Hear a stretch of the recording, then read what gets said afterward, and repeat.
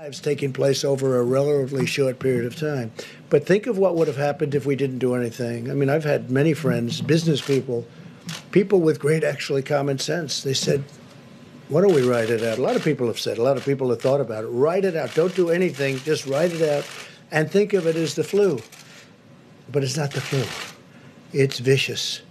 When you send a friend to the hospital and you call up to find out how is he doing, it happened to me, where he goes to the hospital, he says goodbye, he's sort of a tough guy, a little older, a little heavier than he'd like to be, frankly.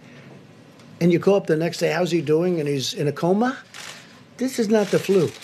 A lot of people were saying, well, let's just write it out. This is not to be written out, because then you would have been looking at potentially 2.2 million people or more. 2.2 million people in a relatively short period of time.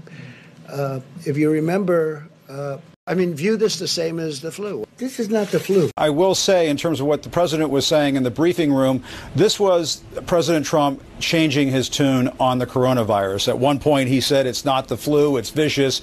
That's after he has compared it to the coronavirus in the past, and he wanted to be an optimist and so on.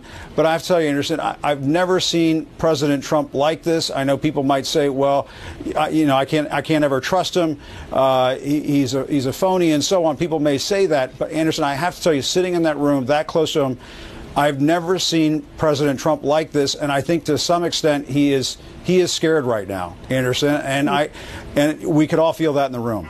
This country is about to go through a horrendous, terrible experience, and I have to tell you, people may not believe the president when he says any of this, and you and I have been, pretty critical of him from time to time.